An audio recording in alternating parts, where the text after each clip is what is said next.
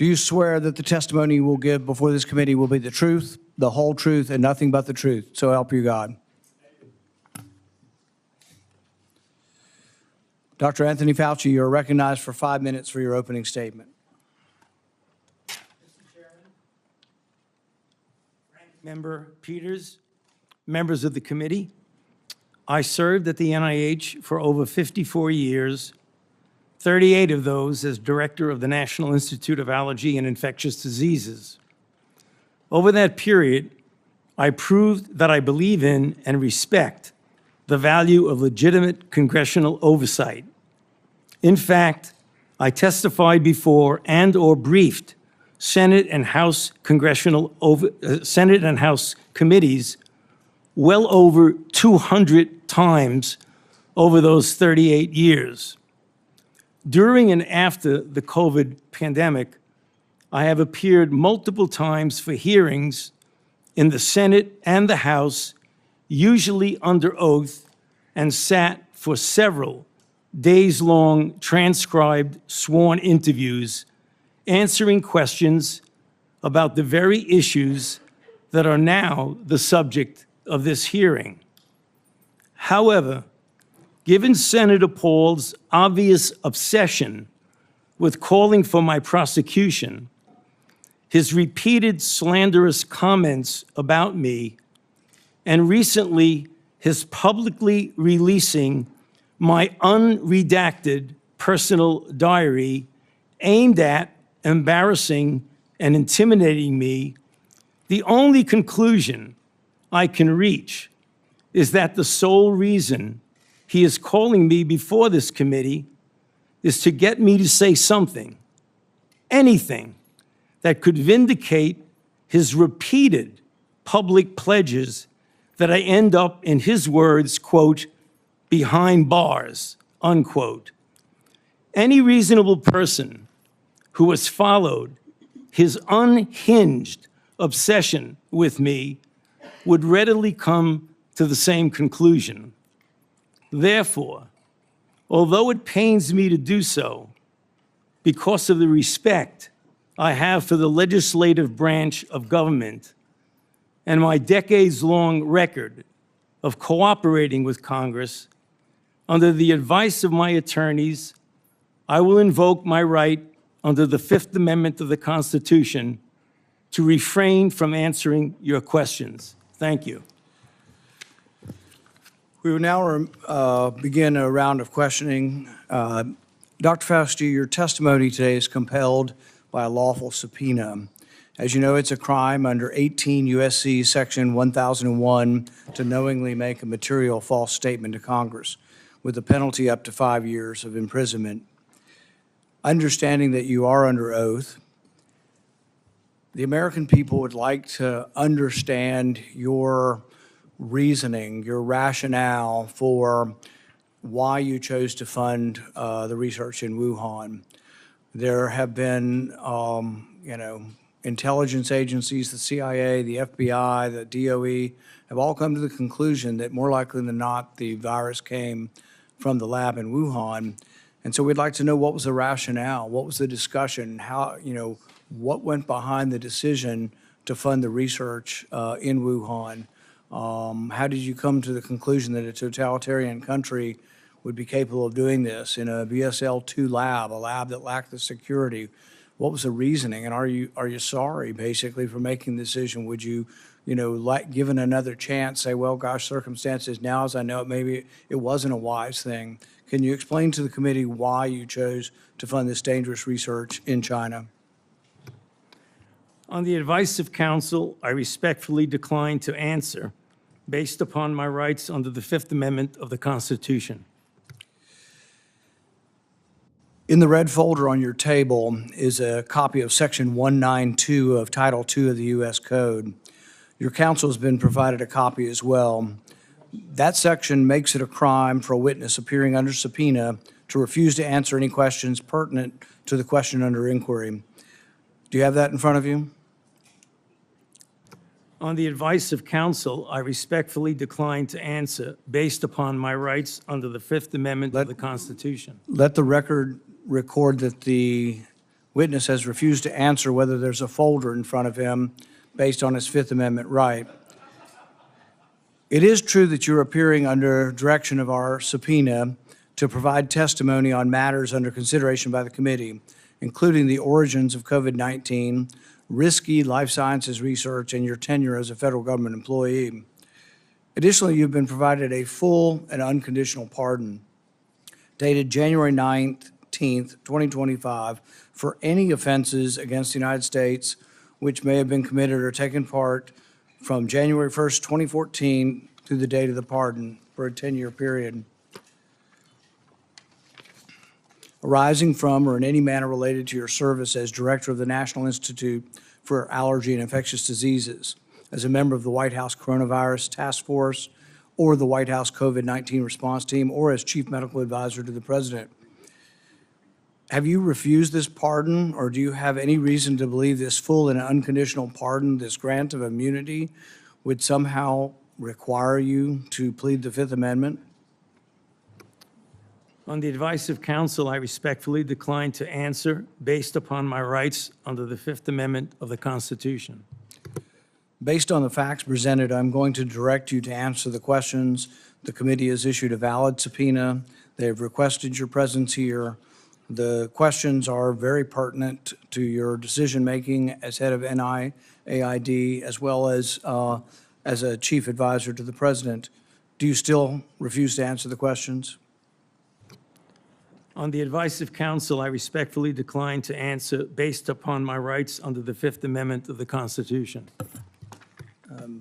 Let's do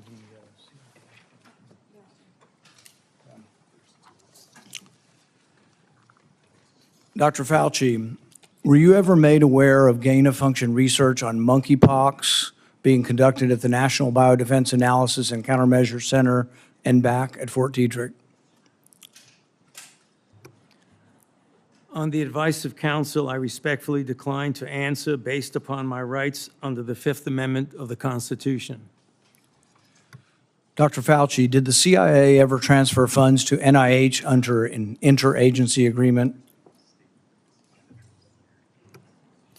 On the advice of counsel, I respectfully decline to answer based upon my rights under the Fifth Amendment of the Constitution.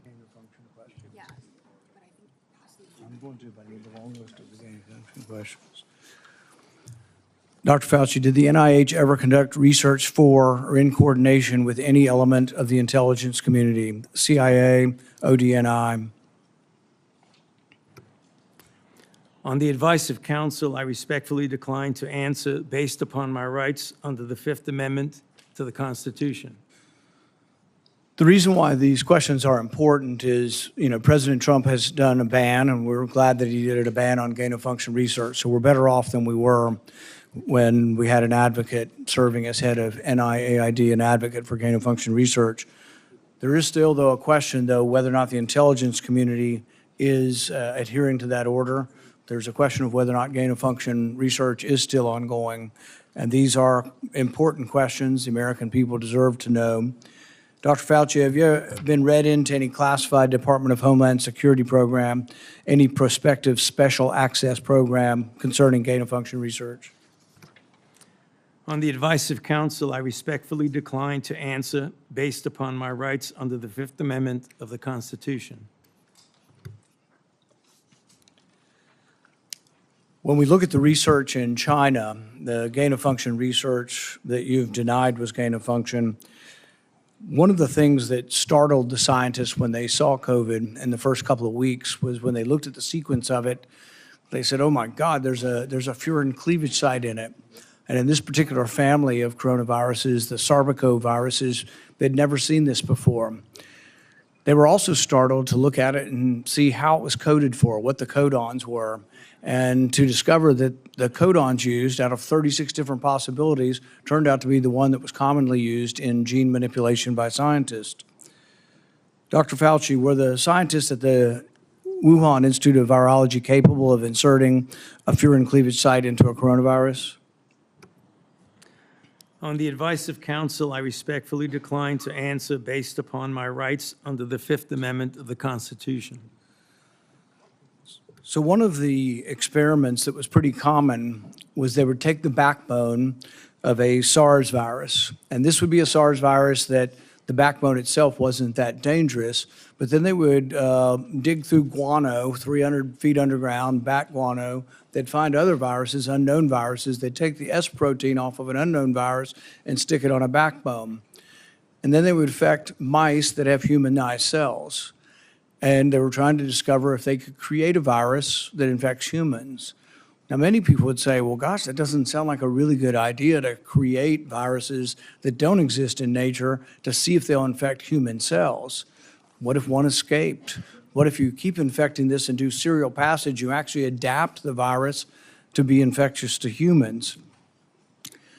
So the question is whether or not Dr. Fauci, the Wuhan Institute of Virology, was combining an S protein with one virus with the backbone of others, and could this lead to a virus, maybe it wasn't even predicted, but could it lead to viruses that gained in function and then could lead to a pandemic?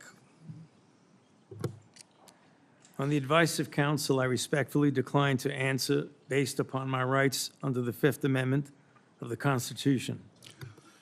One of the arguments that you and others have made against this virus coming from the lab is it couldn't have come from the viruses that have been published. And nobody's really arguing that. I think from the very beginning, people acknowledged that the viruses that have been published are too far evolutionarily distant from a virus that could have become COVID-19.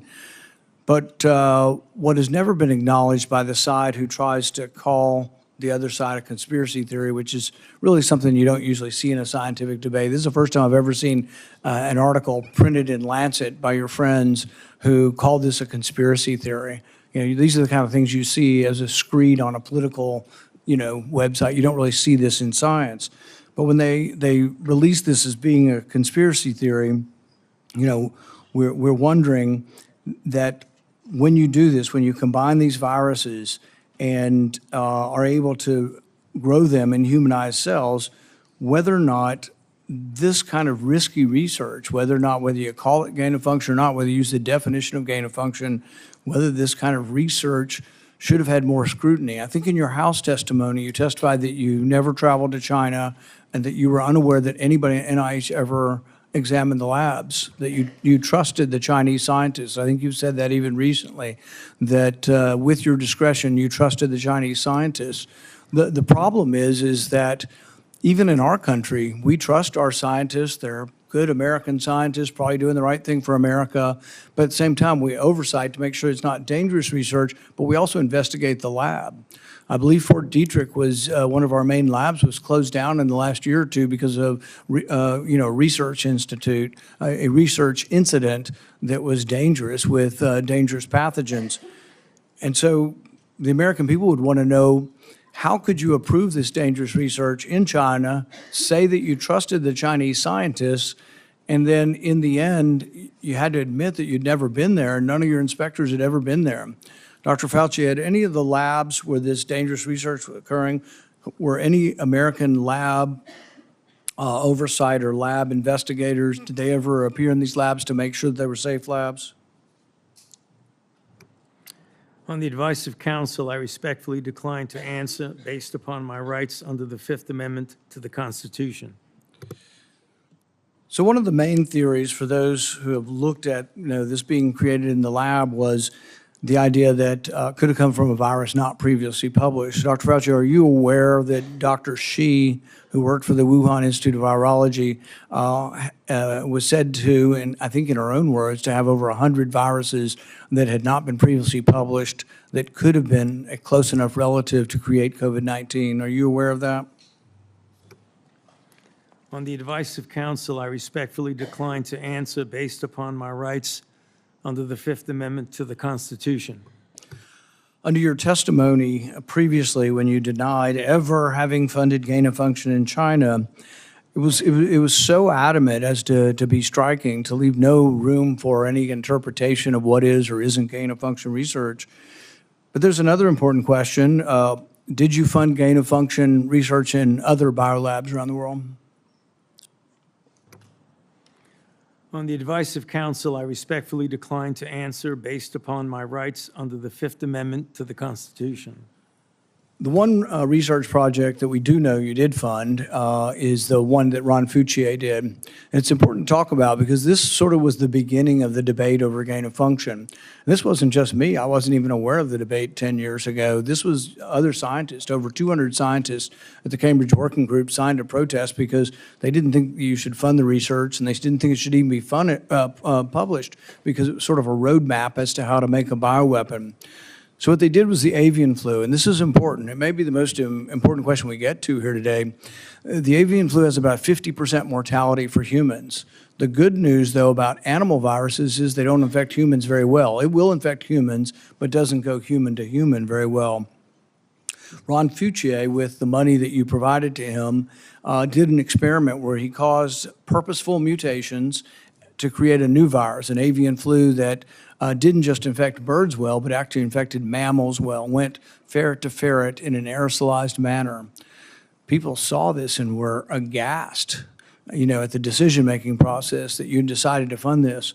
But this is when, the debate came about and you wrote in support of this in the Washington Post and you said, even if a scientist is bitten, even if a pandemic should occur, the knowledge is worth the risks. Do you still stand by that? Would you like to qualify at all whether or not the knowledge of gain of function is worth the risks, particularly in this case, since we now know 15 million people died worldwide? Many people believe this came from the lab. Do you think that the risks really are worth the benefits for gain of function research? On the advice of counsel, I respectfully decline to answer based upon my rights under the Fifth Amendment to the Constitution. All right. We're going to finish with this question, and it's based really on that statement, that general statement in your support for gain of function, the idea that the benefits outweigh the risks. So there are many other people who disagree, and they aren't politicians or not, I don't know what party they're in. David Relman is probably one of the most esteemed, and he is a scientist at Stanford. He, I think, has classified clearance. He's been a consultant to our government probably for a decade or more. And he's written about this publicly. He says the opposite. He said that the risks of this research do not outweigh the benefits. He said the risks, we shouldn't do it. Richard E. Bright, who's been involved in this debate for 2 decades, says the same thing. Says we really shouldn't be doing this at all. There's a quote also by, the Kevin Esfelt quote, is that at the very end?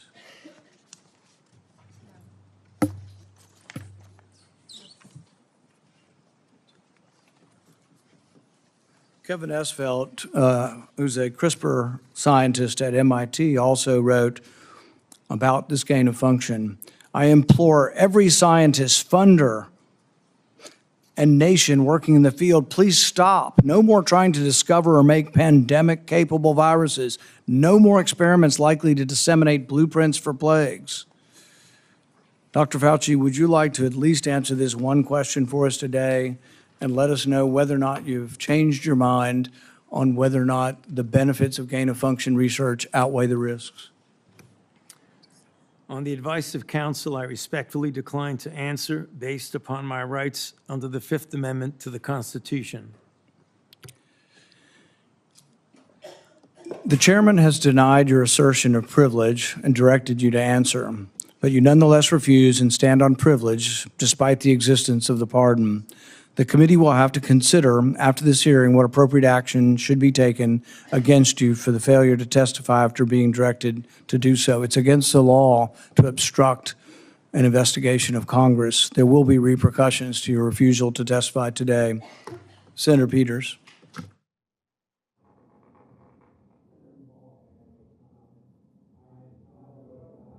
You're not recognized. You're not recognized. If you are unruly, you will be removed from the proceeding. You are not recognized, and you are not recognized, sir. Sir, you are not recognized. You are not recognized. Security, we'll hold off. but you will respect these proceedings. You were told not to sit at the table. You insist on sitting at the table, and we told you you would not be recognized. You are not invited here for testimony, sir. You are being disruptive.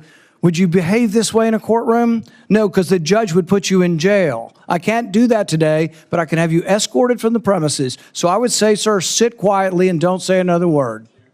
I said, sit quietly, you are not recognized. Another word and you're gone.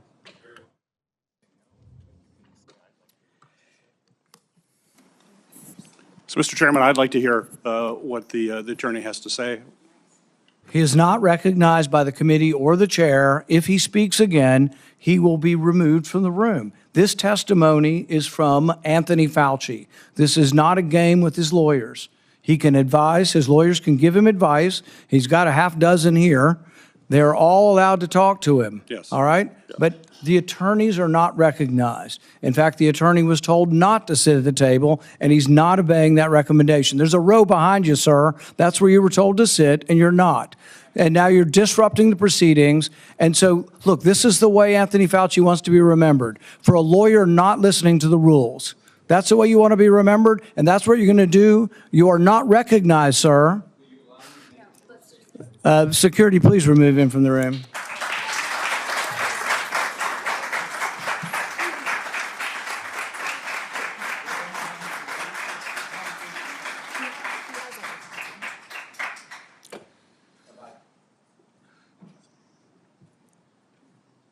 I just go into your...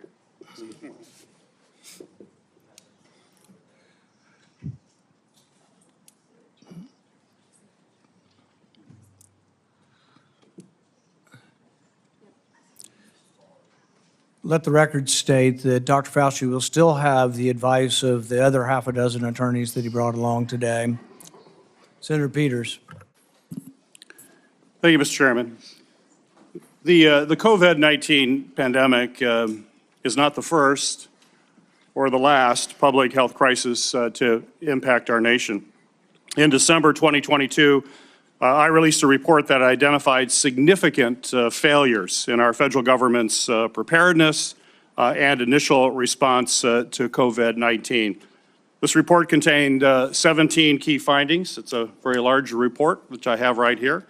It contains 17 key findings and corresponding recommendations, including the need to invest in sustainable domestic manufacturing capabilities for critical medical supplies, build the infrastructure needed to surge testing capacity for infectious diseases, and robustly fund public health emergency preparedness and responses across all levels of government. Unfortunately, multiple administrations, including the current Trump administration, have failed to fund or to reform our health preparedness. This is something that I would hope the committee in the future would investigate. It needs to be taken a look at. It also feels like a new public health threat is hitting us every month. There's a foodborne parasite affecting thousands of people in Michigan and across the country, and our federal agencies still haven't fully pinned down the source of that outbreak. Measles cases in this country are at the highest they've been in 35 years. More children are getting sick and even hospitalized from this preventable disease. Over 1,000 people have died from the Ebola virus in Africa, and we don't know how widespread this crisis actually is. We have a hantavirus scare on a cruise ship, and though it hasn't made headlines in the way that the screwworm threatening our food security has, I remain concerned about bird flu that is also spreading and could one day cause a pandemic. This is also something this committee should be investigating and holding hearings on. Since January 2025, the Trump administration has taken a number of actions to drastically weaken our ability to fight infectious diseases and biological threats that endanger Americans. These actions are both incomprehensible and are also inexcusable. They include slashing funding for public health and infectious disease research, canceling contracts for cutting-edge vaccine technology, shutting agencies responsible for tackling infectious diseases around the world, firing thousands of federal employees with keeping our communities and our medicines and our food supply safe, and injecting political appointees in what should be non-political grant-making functions. That is something this committee should be looking at. I could go on. I could go on all the topics that we need to be looking at moving forward to protect this country. We're not doing that in this committee. That's what this committee was designed to do. It's what it has done throughout history. It has done it in a bipartisan way. We should get back to that and think about the future of this country and keeping this country safe. When a crisis like COVID-19 strikes, we have an obligation to examine what went right and what went wrong to provide accountability for the American people. Congress certainly has done that. Between the House and Senate, nearly 20 different committees, including this committee, as I mentioned, have conducted oversight of the COVID-19 pandemic, conducting transcribed interviews, holding dozens of hearings, and released more than 10 reports. Today's exercise, unfortunately, is a stark departure from those largely bipartisan, legitimate efforts. The chairman has shut the minority out of participating equally in these efforts, withheld information, selectively released documents, actions that completely undermine the credibility of this investigation. I will enter a record without objection, Mr. Chairman, a letter that I sent to you that detailed all of those areas that we have concern with and where we were shut out. Without objection. We'll provide other details as well. I think today's hearing unfortunately does real damage. It's tempting to turn one person into the scapegoat for a crisis that hundreds of officials across both the Trump and the Biden administration were responsible for handling. And it does so in a way that people that are facing death threats. This is only going to unfortunately deter other scientific experts from public service to understand that this is what they would have to go through as they provide their advice to us. We're not going to make our nation safer, and I hope that we can restore by doing these kinds of activities, and I hope that we can restore our legitimate bipartisan oversight that's going to help strengthen our public health and pandemic preparedness and other homeland priorities. That's what this committee needs to focus on. It hasn't the last year and a half. Let's hope it does in the future. Thank you, Mr. Chairman. Senator Johnson. Thank you, Mr. Chairman. Dr. Fauci, I hope the American people listen very carefully to Chairman Paul's opening statement. I think it's a stunning indictment of the actions you've taken that have been so destructive to global health. I certainly understand why you needed a pardon. I certainly understand why, on the advice of counsel, you're not answering any questions, because I think it would be almost impossible for you to answer the questions truthfully without really demonstrating what you did, your culpability, self-incriminating. We have, all of us, has prepared a lot. I've been deluged with questions to ask Dr. Anthony Fauci. There are so many legitimate questions that deserve answers, and now you're not willing to provide those answers. So with my limited time, I'm going to talk about things that my investigation have revealed that have not been adequately answered and, quite honestly, haven't been adequately covered by the legacy media.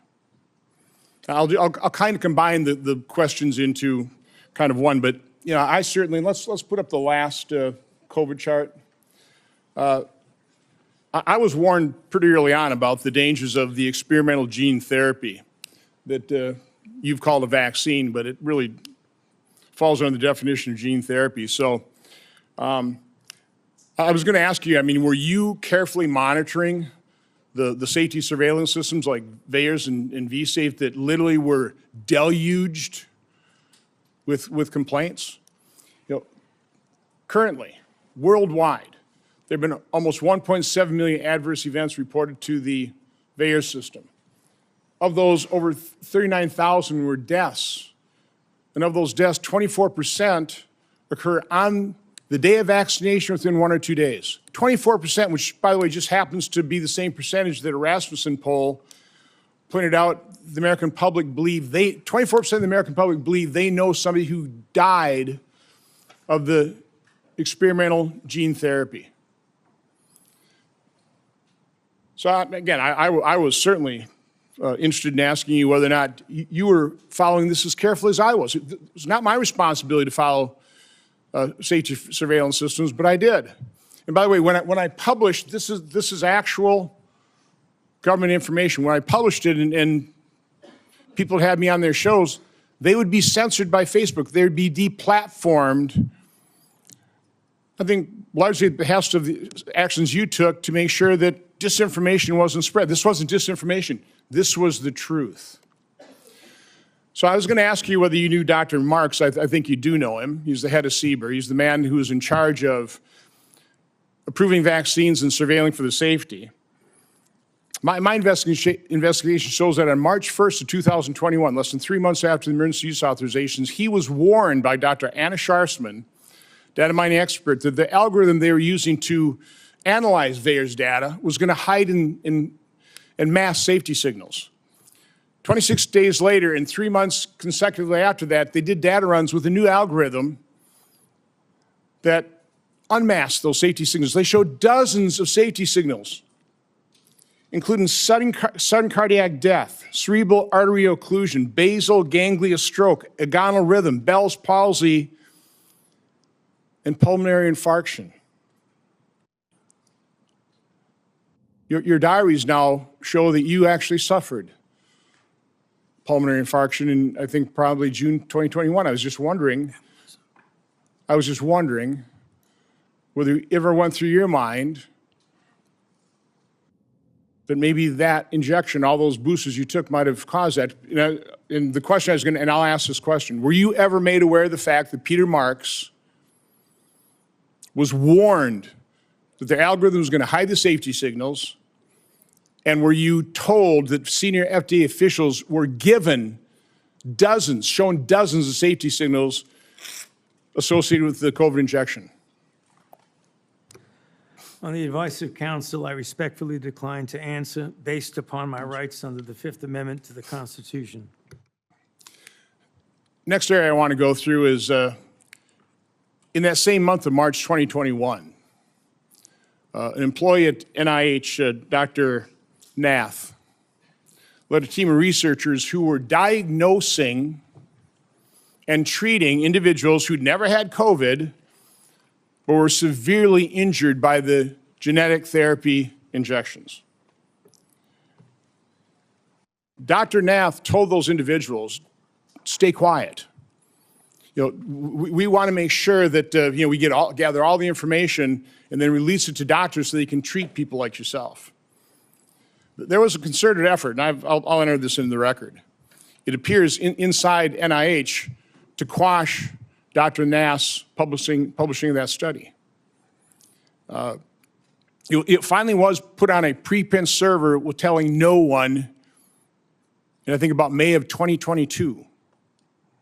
I think what's noteworthy about this is Dr. Nath told the injured participants that early treatment, early intervention was crucial for them to be treated. And yet within the NIH, they were questioning what was Dr. Nath doing. They didn't want to publish that because, and I want to take time searching for it, because publishing it would create vaccine hesitancy, which is what we continue to hear time and time again, is the reason they didn't promote they lied about the safety signals they were seeing. Throughout the pandemic, I always push early treatment. We've got things in here where you were really concerned about remdesivir because it was untested, but hydroxychloroquine, yeah, it was an approved drug. Maybe some safety issues, but we had a great deal of experience with it. All of a sudden, you had the Surgisphere study that was retracted within 2 weeks because it was completely false, totally blew up the use of hydroxychloroquine. And then when it comes to ivermectin, which, by the way, because I was contacted by so many people, I referred them to doctors who actually had the courage and compassion to treat vaccine-injured individuals. It works. But I was going to ask you whether you were involved in the FDA attack on ivermectin. You had a interview on CNN on August 29th of 2021 where, again, I just don't want to take time to find the exact quote, but said there's no evidence that ivermectin is helpful. On that exact same day, and I've got the studies right here. There was a website that was tracking the random controlled studies. Here they are, showing 60, 70% efficacy of ivermectin. The same day you say there's no evidence, there was all kinds of evidence. Loved ones had to go to hospitals, had to sue hospitals. Just, would you try it? So I would want to know, to what extent were you involved in sabotaging hydroxychloroquine, ivermectin, and did you do that because you knew the only way you get an emergency use authorization for these drugs, these experimental gene therapy, was if there was no effective treatment, you couldn't get the emergency use authorization. So is that why you helped sabotage these cheap generic drugs in favor of remdesivir, which, by the way, nurses, are you aware of the fact that nurses called it run, death is near? On the advice of counsel, I respectfully decline to answer based upon my rights under the Fifth Amendment to the Constitution.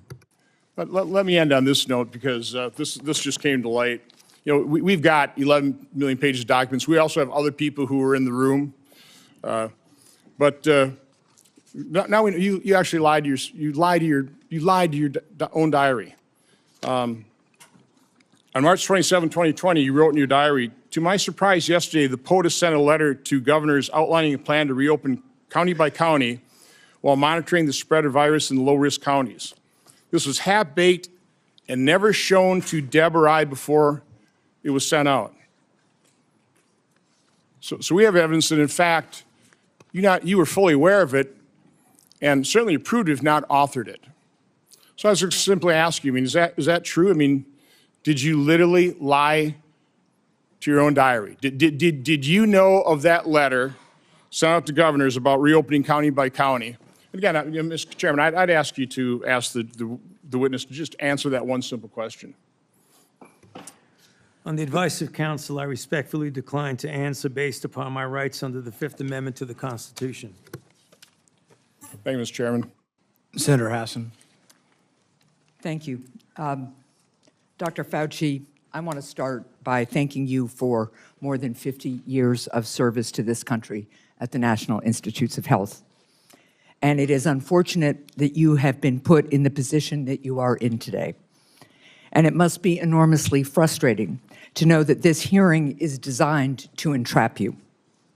It must be very frustrating for your attorneys to hear the chair's mischaracterization of the legal issues and posture that impact your decisions at the witness table today. Meanwhile, I was going to ask you a series of questions about things that are relevant right now to the people of the United States about the state of public health in this country. Since President Trump took office in 2025, more than 4,500 cases of measles have been reported. That is more cases in the year and a half since Donald Trump has been president than were reported from 2000 to 2024 combined. Children are dying because there has been increased vaccine hesitancy, fueled by Robert F. Kennedy Jr., the Secretary of Health and Human Services, and frankly, his entire administration.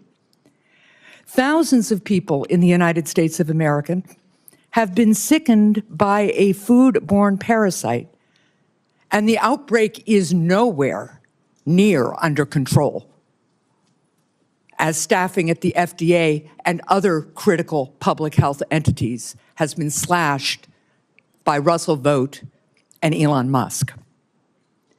Last year, the National Institutes of Health awarded 201 fewer grants compared to the previous years. 207, I am corrected, compared to previous years. As those grants were either canceled or delays, especially at the beginning of the Trump administration, I can tell my colleagues what the impact was on people in New Hampshire, on scientists in New Hampshire, on clinical trials in New Hampshire, where people's cancer treatment was interrupted because Elon Musk and Russell Vought know better, they say, than the people at NIH about what to fund. And because they did some sort of word search, it seems, for some of the grants, and boy, oh boy, if you were studying rural health in New Hampshire and trying to understand how to better engage people who need health care in rural America, that was off the table. America is losing researchers and scientists to other countries because researchers and scientists, highly trained, highly qualified, invested in often by the American taxpayer, are finding the hostility from this administration so strong that it interferes with their science, and they want to pursue science wherever that science takes them. I also sit on the Health, Education, Labor, and Pensions Committee. We have had a number of hearings with nominees recently to fill critical spots. One of those nominees is Dr. Erica Schwartz, a brilliant woman, medical degree, biomedical engineering degree. I think she also told us she has a law degree and a master's in public health. She was a 2-star admiral in the United States Navy, an experienced doctor. And yet, when I asked her if she would push back at Secretary Kennedy, if he instructed her to suspend the promotion of the flu vaccine as he did at some point in the last few months, there's an email to prove it, she couldn't answer that question. She either could not, would not, or had been bullied into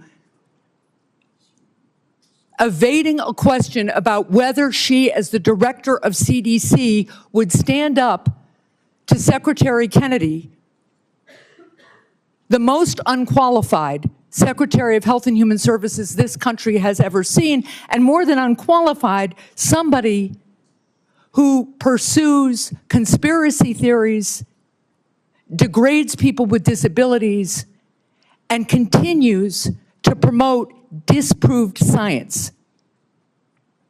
That's the state of healthcare and public health in this country right now, not to mention the $1 trillion or so of cuts to the Medicaid program that is decimating healthcare in my state and decimating it around the country, not to mention the refusal of my colleagues and this administration to extend critical tax cuts for people who are trying to afford insurance on the Affordable Care Act.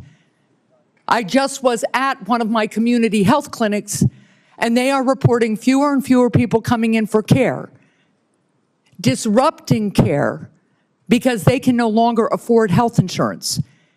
And that is impacting, of course, the revenue stream to the community health clinic, their ability to hire and pay people, their ability to take care of their community.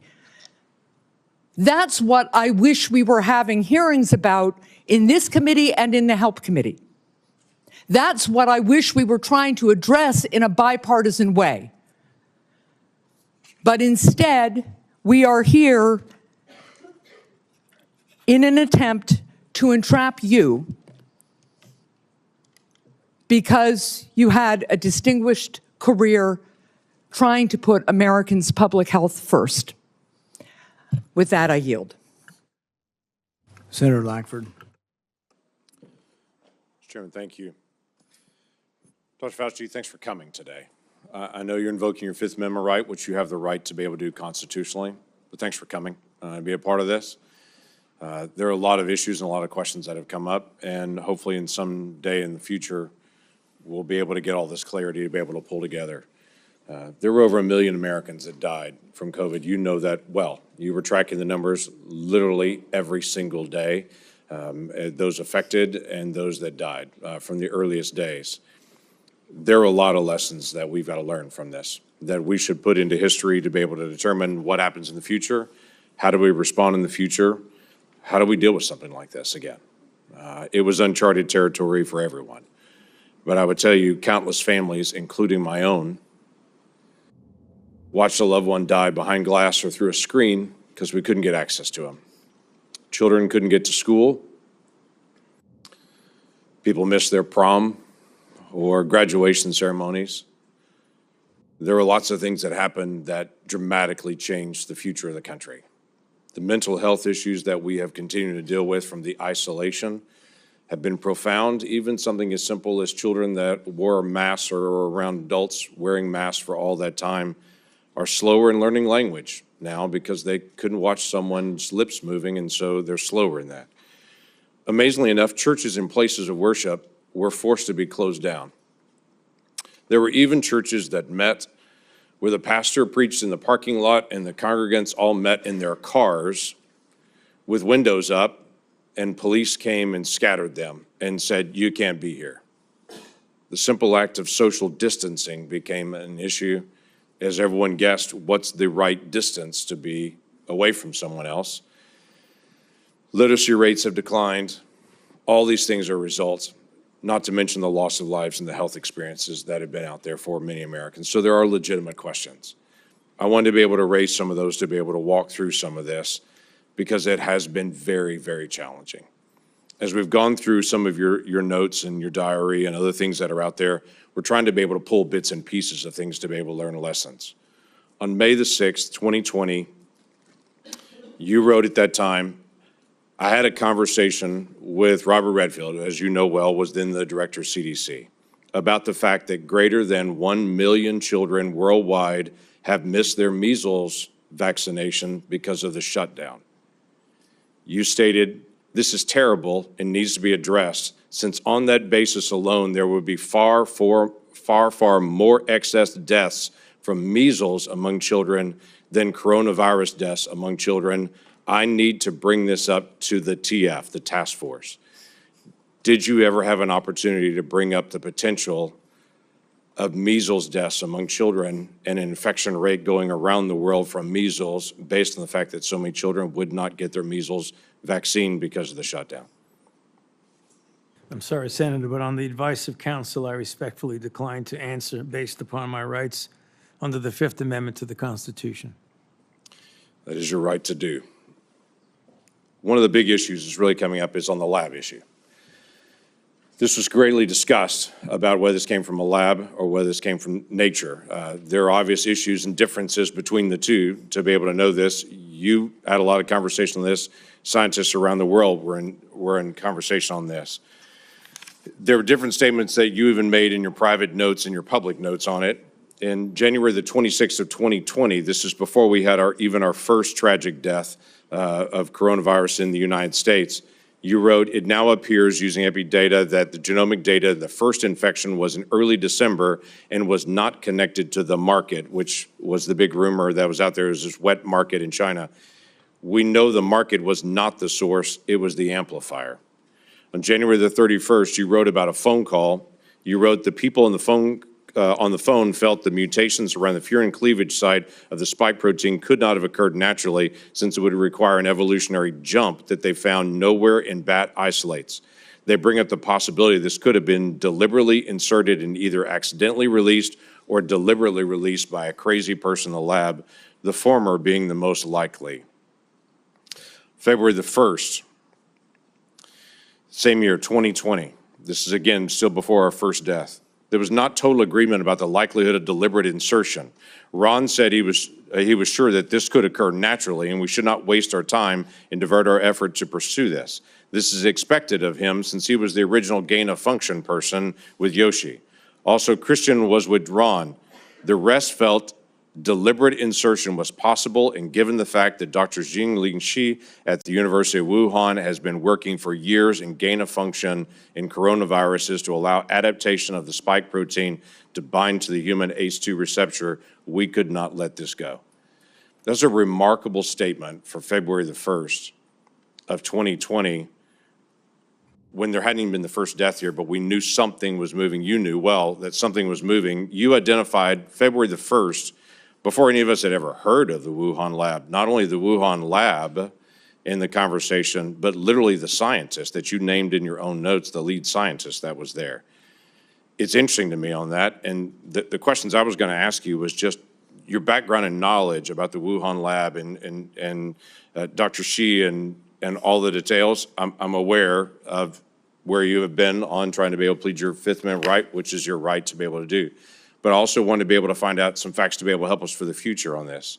The Lawrence Livermore National Laboratory in May of 2020 put out a classified document that has only been recently unclassified on this, that had this statement: we assess all the necessary conditions for an accidental release of a laboratory-modified coronavirus, specifically a coronavirus adapted to recognize human cell receptors, were present at the Chinese Wuhan Institute of Virology in mid to late 2019. Now, the question that I had for you is, this is May the 27th of 2020. This is the report that most people will see, is this. I have clearance. I serve on the Intelligence Committee. I've actually read this complete document unredacted. My concern is, were you given the ability to see this document unredacted? Based on your position, were you able to see this and to be able to get this information? I could see it, and I know what's here. Everybody else just has their conclusion at the beginning of it, not this. My question to you was going to be, did you have access? Because it's important for the future that people in your position do have access to this kind of information and insight. Is there any way you could answer that question? Were you able to give access to this data? On the advice of counsel, I respectfully decline to answer based upon my rights under the Fifth Amendment to the Constitution.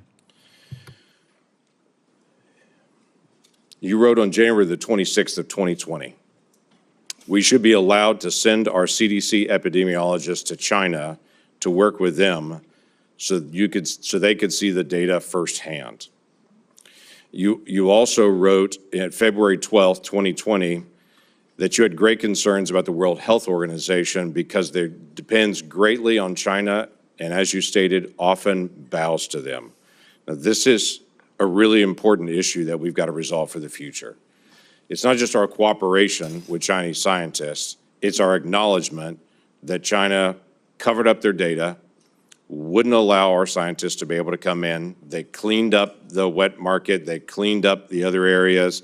They wouldn't allow you to get access to all the other scientists who are there, including their health records, what happened to them, or even all the sequencing that they had done in advance.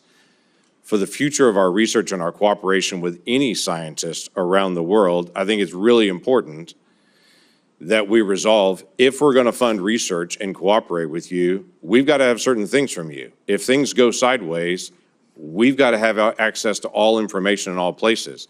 You were noting not only that China was affecting the World Health Organization and that China was bending them to their will, and so the World Health Organization was putting out data that you saw, at least at that point, as being from a Chinese perspective, covering up what was going on, but you also noted we weren't able to get access to all this information.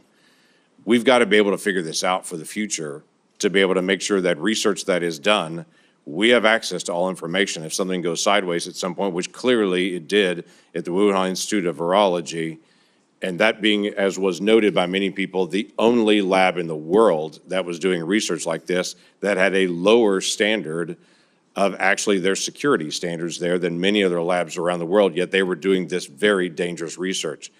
What can we gain, and what advice could you give us to say in a future setting, we've got to make sure that we actually get information from people and we can be guaranteed that we're going to get that insight? Yes, sir. On the advice of counsel, I respectfully decline to answer based upon my rights under the Fifth Amendment to the Constitution. I yield back. Senator Blumenthal. Thank you, Mr. Chairman. I want to go back to the dark days of the coronavirus pandemic, one of the darkest days or times in our history. Hospitals were overflowing. Navy medical ships were docked in the Hudson River. Emergency rooms were forced into unprecedented triaging during the worst week of the pandemic, which happens to have been the last week of President Trump's first term. More than 25,000 Americans died of COVID-19. Easy to forget those dark days. But for the past 18 months, the Trump administration has been engaged in a campaign to rewrite this history. And today's proceeding, I fear, is part of that effort, one of the darkest days in our Senate's history. The Trump administration has launched a baseless set of smears against vaccines that help pull us out of that public health crisis, vaccines that are undoubtedly President Trump's greatest accomplishment. It has slashed funding to local public health departments that were on the front lines of the pandemic. And those healthcare workers are heroes. It has disparaged those heroes as woke or wasteful. And it has used a politicized Department of Justice to target the researchers who helped us track and understand the novel virus. Today's hearing is another page in that playbook, sadly, tragically. Dr. Fauci, you've spent 5 decades in public service, including nearly 4 decades in leadership at the National Institutes of Health, helping to conquer COVID-19, but also HIV, swine flu, Zika, Ebola, and other epidemics with real-life results saving human lives. Put aside all the flowery rhetoric that we hear in the United States Senate. Dr. Fauci has saved lives, as have public health officials in the United States and throughout the world. And today, we are demeaning and degrading their life-saving service.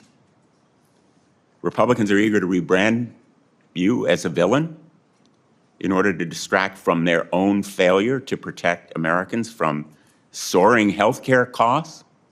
They've been rising astronomically in the last couple of years, and from unsafe food, which has caused cyclospora to spread, and resurgent measles as a result of the anti-vaccine policy. This hearing is the culmination of a years-long crusade, which started more than 6 years ago when Dr. Fauci dared to contradict President Trump. The campaign to vilify you, Dr. Fauci, is just one part of this larger campaign against science and facts, a campaign that has made Americans less safe. It is shameful that in a country like ours, a dedicated public service like Dr. Fauci has experienced persistent threats to his life since the pandemic because of the lies that are told about him. His attorney has been gagged, thrown out of this hearing room. But he has written a letter to the chairman that is an explanation for the reasons why Dr. Fauci is, in fact, invoking his constitutional right. It is a right. And I would ask that this letter from David Schertler and Danny Onato be made a part of the record if there's no Without objection. objection. His attorney has also issued a statement within the last half hour, I believe, that sets forth, again, the reasons that he is here to help protect his client's rights. And I would ask that that statement be made part of the record as well, Mr. Chairman. Without objection. Let's be very clear. The Fifth Amendment is a right of everyone appearing before an authority like this one. It should be respected. And the reason that Dr. Fauci has invoked it, in the words of his attorney, quote,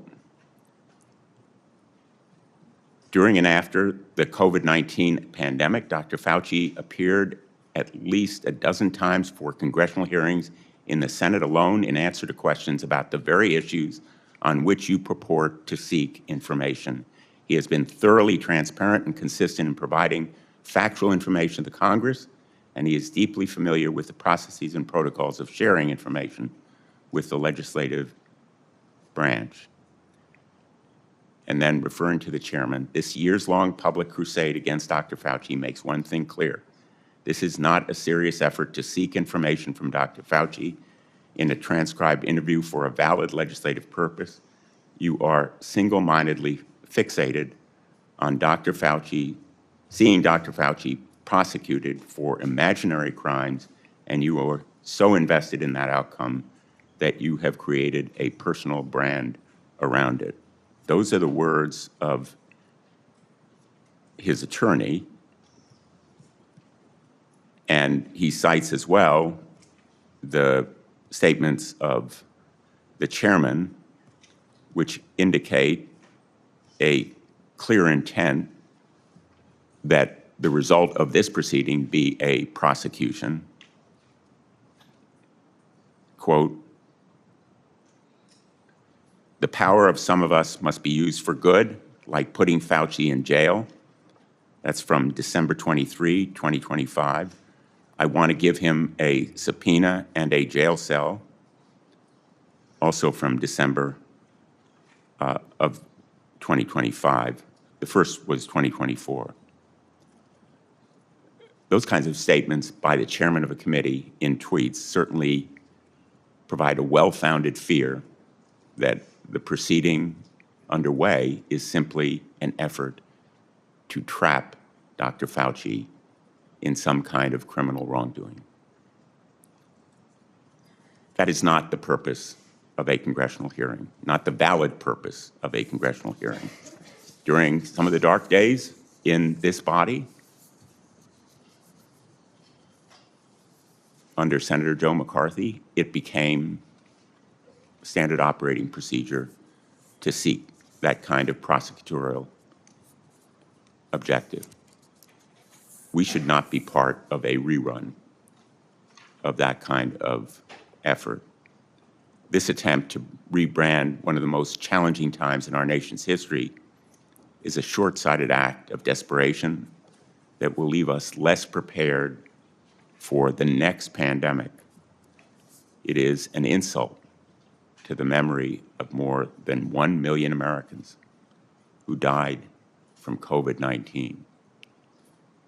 If there are valid scientific questions about the origins of this pandemic, COVID-19, about the kinds of steps that were taken to counter it, about the need for more preparation, they should certainly be addressed, but not in a show trial, not as part of a continuing vendetta against a single individual. And unfortunately, I fear that is what we are seeing today. America deserves better. Thank you, Mr. Chairman. In no courtroom in America can you have your witness plead the Fifth Amendment, and then your attorney gets to testify. That's what that letter is. The attorney's complaining and testifying, saying, he didn't do it, the prosecution's unfair. You don't get to do that. That's one thing you give up when you take the Fifth Amendment. You say, I'm not going to testify. I'm not going to give you any information. You don't then get to put your lawyer forward to justify it. He can do it in the press, but you can't come and testify. He was not invited to testify, and he was out of order, and it was appropriate to have him injected. Senator. Chairman Paul, thank you for doing this. I think, I know in my state, people have been asking questions about Dr. Fauci for years. So Dr. Fauci, your entry has made clear that you love being a hero, a celebrity, and here having the eyes of the world upon you. You loved every newspaper profile, every photo shoot, every fancy dinner with the elites. To many Americans who lost family members, who lost trust in our federal government, you're not a hero. Unfortunately, you're a villain. You made yourself the story and abandoned the American people to serve your own ego. To begin, I would like to talk about your relationship with David Morenz. He was the senior advisor in the NIAID, Office of the Director, your office, for 16 years. He was your friend. He was a frequent guest at your house. You reportedly co-authored over 50 scientific articles with him. You turned to him first right after COVID-19 first occurred.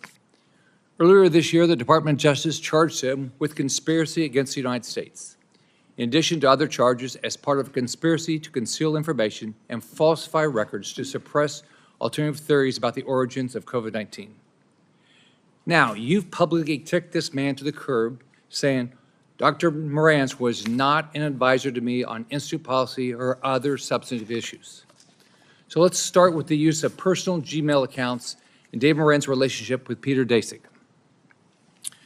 Dave Morantz tells Peter Daszak, president of Equal Alliance, and you've got this in front of you, it's Exhibit 1, and it's already in the record as part of this. It says, quote, P.S. I forgot to say that there's no worry about FOIA. I can either send stuff to Tony on his private Gmail or hand it to him at work or at his house. He is too smart to let colleagues send him stuff that could cause trouble. Dr. Fauci, did Dr. Moran's relationship with Peter Daszak concern you? Yes or no? On the advice of counsel, I respectfully decline to answer based upon my rights under the Fifth Amendment to the Constitution. Did Dave Morantz ever bring documents to your house? On the advice of counsel, I respectfully decline to answer based upon my rights under the Fifth Amendment to the Constitution. Did you ever receive a text about your work at NIAID to your personal cell phone? On the advice of counsel, I respectfully decline to answer based upon my rights under the Fifth Amendment to the Constitution. Did any text about your work at NID that went to your personal cell phone ever become part of federal records? On the advice of counsel, I respectfully decline to answer based upon my rights under the Fifth Amendment to the Constitution. Did you maintain a personal email account while serving as director? On the advice of counsel, I respectfully decline to answer based upon my rights under the Fifth Amendment to the Constitution. Did you ever receive work-related communications on that Gmail account from David Morantz? On the advice of counsel, I respectfully decline to answer based upon my rights under the Fifth Amendment to the Constitution.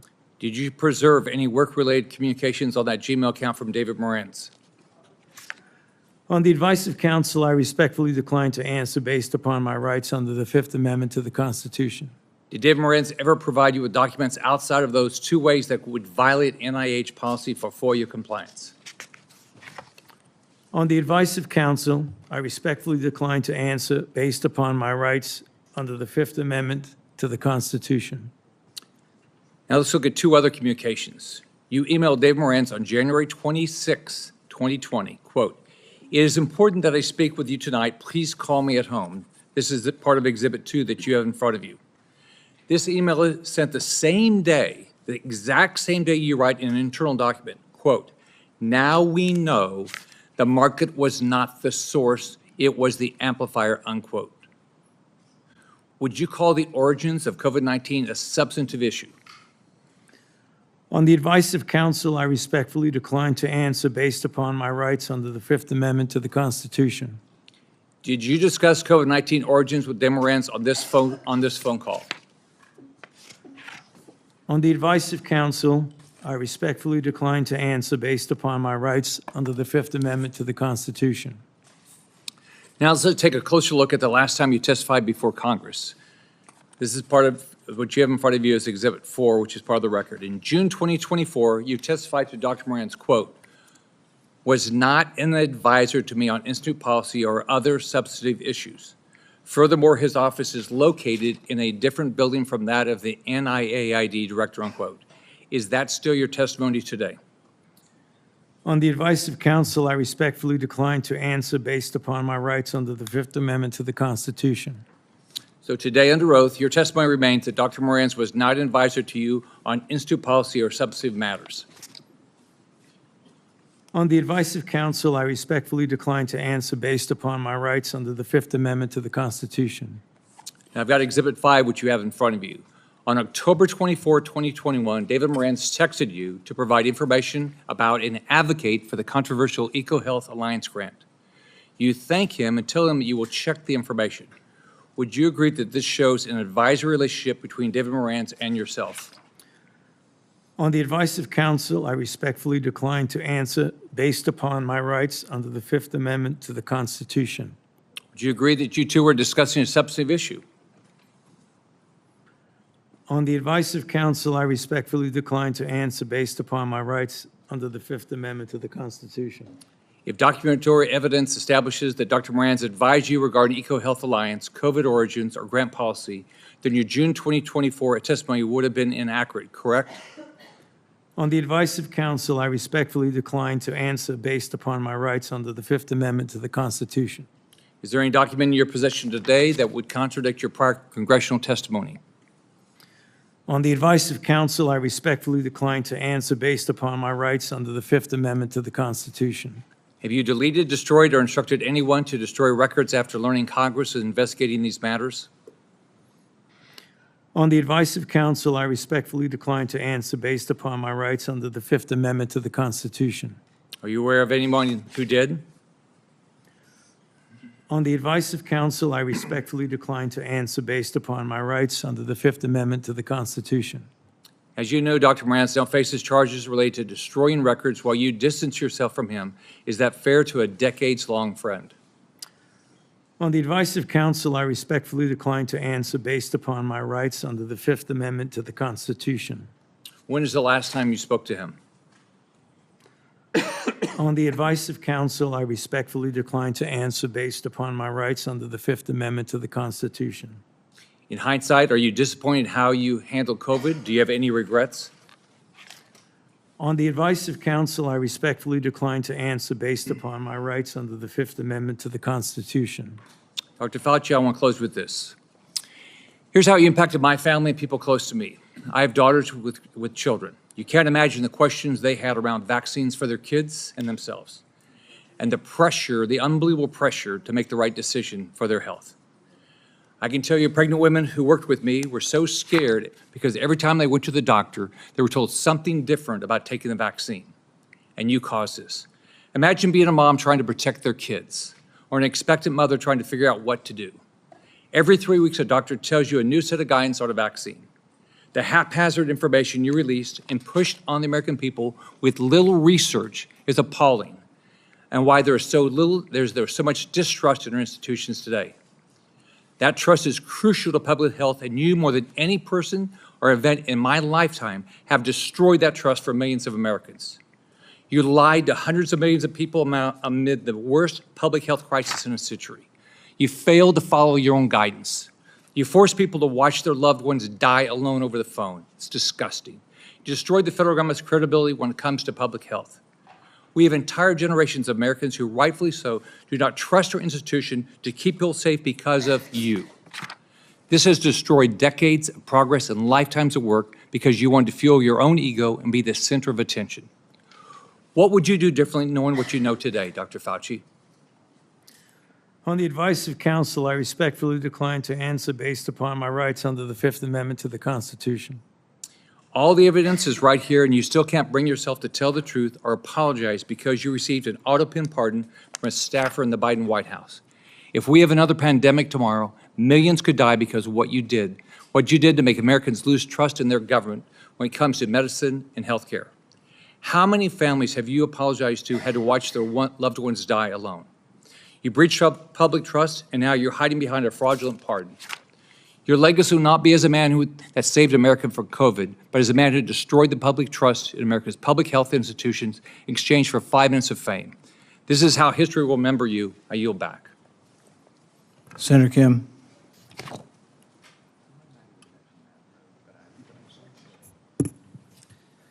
Thank you, Dr. Fauci, for coming on out in front of this committee. I know it's not what you would want.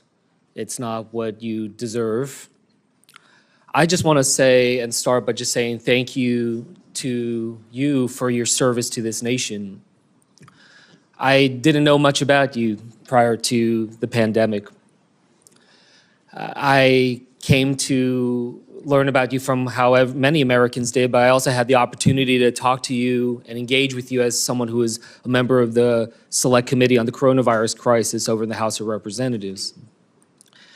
when I learned about your background, 38 years as the director of the National Institute of Allergy and Infectious Disease, appointed by President Reagan, served under 7 presidents, 4 Republicans and 3 Democrats. I admire that greatly. I myself had a chance to serve in the executive branch, serve in government under both a Republican president and a Democratic president.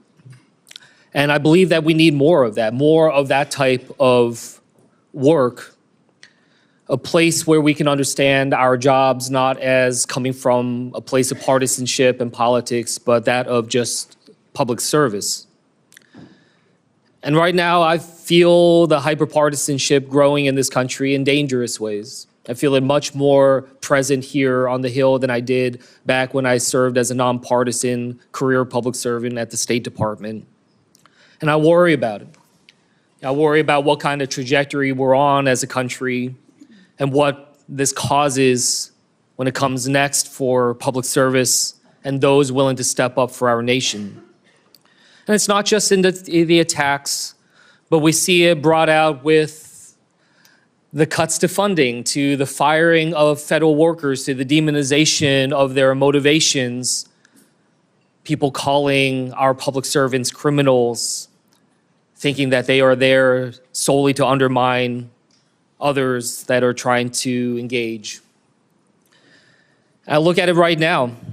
It's not just that the people are being attacked, our public servants being attacked, but that it's undermining the very nature of the work of governance. These cuts to HHS funding, to NIH funding, to the grants, cuts to the researchers doing the critical work to find cures and medicines. These firing and these cuts, they're creating a chilling effect, honestly, a chilling effect for the next generation of people who might consider stepping up to serve our nation, to be the next generation of researchers who now are wondering whether or not this is the right thing for them to do at a time when they see some of their colleagues or those that they looked up to being attacked, their funding being cut. Researchers that I talk to who are now either leaving the country or considering leaving the country to do their work because of the sheer unpredictability of America.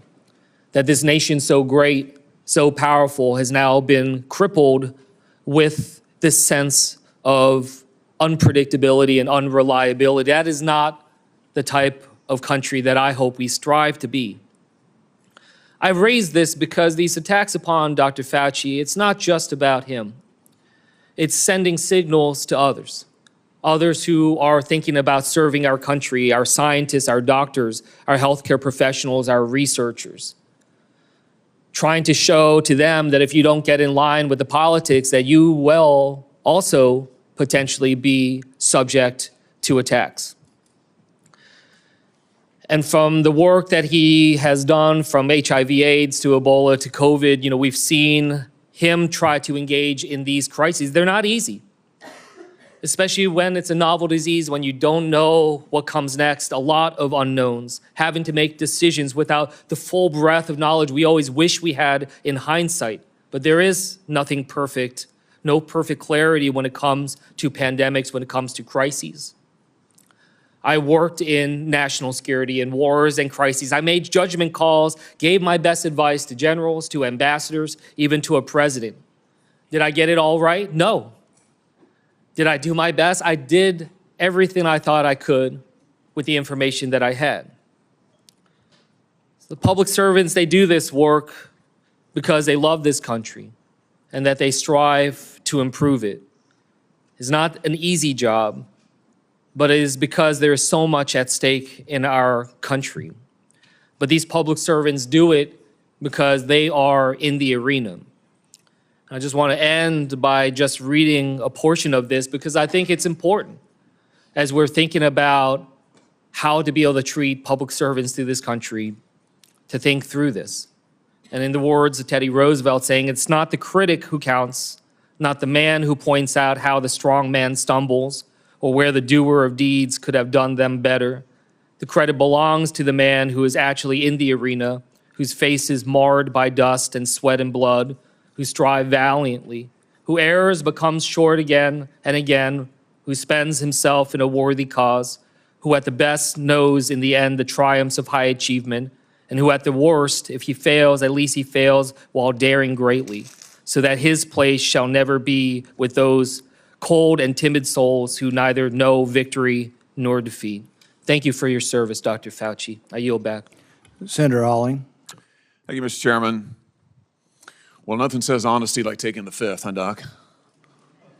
Let's try something. What day of the week is it today? On the advice of counsel, I respectfully decline to answer based upon my rights under the Fifth Amendment to the Constitution. What color tie are you wearing? On the advice of counsel, I respectfully decline to answer based upon my rights under the Fifth Amendment to the Constitution. What color's the carpet in front of you? On the advice of counsel, I respectfully decline to answer based upon my rights under the Fifth Amendment to the Constitution. Let's just get one thing straight. You don't have any rights under the Fifth Amendment because you've been pardoned, as you very well know. As the Supreme Court has been clear for a century and more, Brown versus Walker, 1896, when he has been pardoned, he may not stand upon his privilege. You know that. Your lawyers sitting behind you now shifting nervously in their chairs, they know it. This isn't about the Constitution. This isn't about the law. This is about contempt. Contempt for this body and contempt for the American people. But I think I know why you're doing it. It's because you don't want to answer questions. It's because you did all kinds of terrible things. It's because during the pandemic you got rich, didn't you? You got rich while people were dying, hundreds of thousands of Americans, over 1 million in the end, and you were getting rich, and not only were you doing that, you were using federal employees with taxpayer money to apply for and solicit cash prizes for you personally, cash prizes totaling over $1 million. You did all of that during the pandemic, didn't you? That's a question. On the advice of counsel, I respectfully decline to answer based upon my rights under the Fifth Amendment to the Constitution. You remember Greg Folkers? Who was that? On the advice of counsel, I respectfully decline to answer based upon my rights under the Fifth Amendment to the Constitution. Your chief of staff is the answer. Do you remember Patricia Conrad? Who was that? On the advice of counsel, I respectfully decline to answer based upon my rights under the Fifth Amendment to the Constitution. She was your personal assistant. And what were these individuals doing in the depth of the pandemic in November of 2020 when millions of Americans were suffering from COVID? What were they doing? I tell you what they're doing. Folkers was on your behalf soliciting and gathering information for a cash award. Let's look at it. We've got his email right here, right over my shoulder. Folkers says, I'm working on this nomination for the Dan David Award for Fauci. We need to beef up the COVID part. Do you have language in the can that you could share that delineates how we responded in new ways to COVID? He sends this to multiple federal employees. What was the Dan David Award? Do you remember, Doc? On the advice of counsel, I respectfully decline to answer based upon my rights under the Fifth Amendment to the Constitution. It was a $900,000 cash award. $900,000 cash award. And he got it because he used federal employees to get it. And this wasn't the only award, was it, Dr. Fauci? In fact, you applied for and received at least 8 other federal cash prizes on federal time using federal employees and federal resources. Here they are over my shoulder. Besides the Dan David Award, you've got the Partnership for Public Service, you've got the Adelson Prize, you've got the Smithsonian Award, you've got the National Academy of Medicine's Award, you've got the CDC Foundation. In fact, you turned your staff into a full-time application machine. You actually wrote to people and said, do you think maybe I'd qualify? And you got cash for all of this. And it wasn't just 1 or 2 employees, was it? In fact, you used 8 separate federal employees on federal time using federal resources to solicit cash awards. Isn't that true? On the advice of counsel, I respectfully decline to answer based upon my rights under the Fifth Amendment to the Constitution. Here they are right over my shoulder. Here's all of them. The people that you use, federal employees, so that you could go and get cash money And the most hilarious part is that you weren't content to even dragoon them into applying for all of these cash awards. You then had them go out to the ethics agencies and ethics watchdogs and demand that you be able to get the money. That's right. We've got it in your emails. Your staff and employees on federal time, using federal resources, being paid with federal dollars, are soliciting cash for you. And then they're turning around and saying to the agency, we don't want just an answer, we want to get to yes. Because Fauci wants the money. He wants it.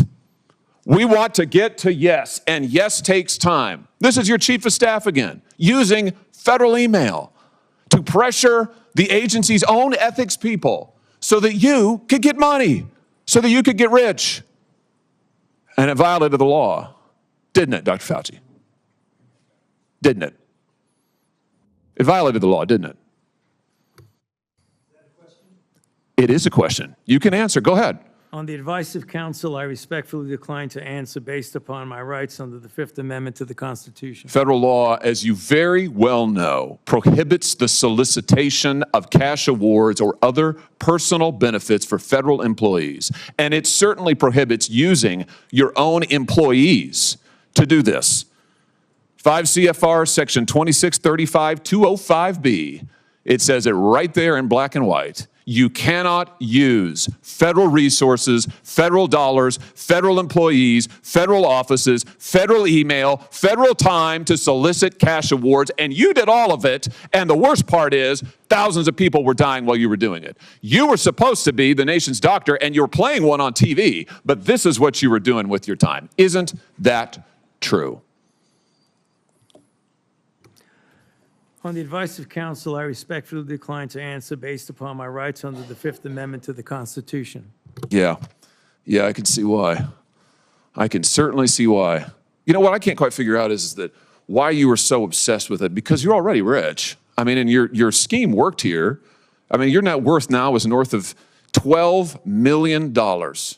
You got over $1 million in cash awards during COVID, during a 12-month, 24-month span during COVID. $1 million you knocked down in cash money using federal resources. Now you're worth more than $12 million. You've got a pension that in its first year paid out north of $400,000 a year. 1 million people dead, you're getting rich. 1 million people dead, you're using federal employees to get cash awards for you. 1 million people dead, and you're here taking the fifth because you don't want to admit that what really happened in all that time was a multi-month, multi-year course of self-dealing. Isn't that true, Dr. Fauci? On the advice of counsel, I respectfully decline to answer based upon my rights under the Fifth Amendment to the Constitution. Yeah, well, silence is admission. And here's the real thing. At the end of the day, it wasn't just about the money, really, was it? It was really about a power trip. I mean, through all of this, you want to be the most famous scientist in the world. You were so focused on getting every award and every drop of cash that you could, all because you wanted to be on TV. You wanted to be the sun god of science. You wanted to be the guy who was in charge of it all. You wanted to lambast Trump. You wanted to make sure that nobody else stole your spotlight. You wanted to be the guy. You had time to sit for InStyle magazine. Here's what you were doing with your time. You could sit for InStyle magazine, but you can't answer questions for the American people. You could sit for InStyle magazine, but you're here taking the fifth. You could sit for InStyle magazine and get $1 million in cash awards, but now the cat's got your tongue. I bet he does. I tell you what, here's my conclusion from all of this. This was really all about you the whole time. Somewhere along the way, you lost your way. You may have been a good public servant at one time, I don't know. But I can tell you from reading your emails now, from looking at what you did, how you used your employees, somewhere along the line, it became all about you. You became a narcissist and a megalomaniac and a liar. And you've lied to the American people, and you've lied to this body. And you've disgraced your profession by doing it. You called yourself the most famous scientist in the world. You've done more to harm science than anybody in my lifetime. And I hope you'll go home and write that in your diary. Thank you, Mr. Chairman. Senator Fetterman. Thank you, Mr. Chairman. Dr. Fauci, I'm not here to perhaps attack you or defend or anything. It's really just more, honestly, I just want to acknowledge I have had members of my family die from COVID, and now I also grieve for people that I've met that have lost their business through the pandemic, and they'll never been the same.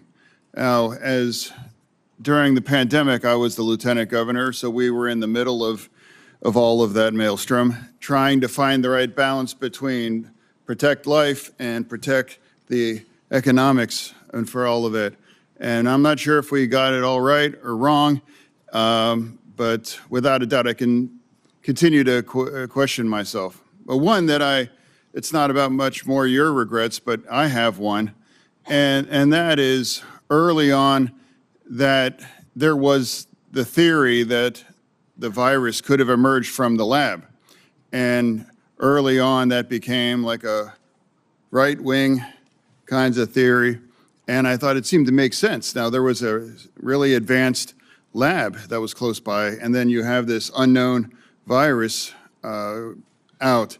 So, but that became a very partisan thing, and now it seems now it's more and more emerging theory that would have come from the lab. Now, I think that the next time our nation's facing something like this, we are not become, as I might have been, blinded by the partisan idea that maybe the truth might come from a side that's different than you are. But I think we should really be willing to pursue truth, no matter where that may have emerged, for all of that. So, and I now cede the remain back to the chair. Thank you. Senator Moreno.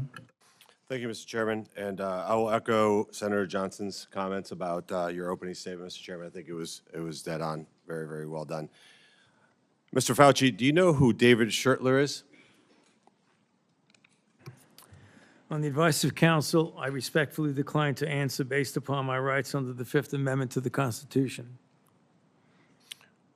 Fifth Amendment of the Constitution. What does the Fifth Amendment of the Constitution say?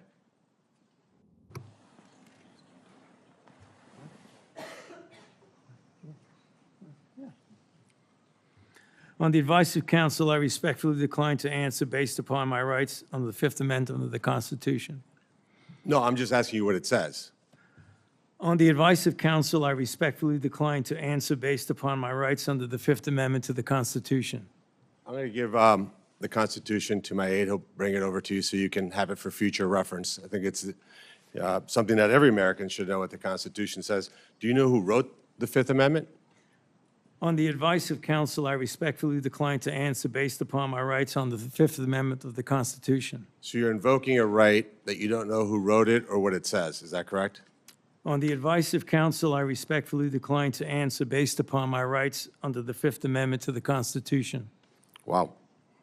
All right, let me tell you who David Schertler is for the audience because he was ejected by the chairman. He's a high-profile criminal attorney.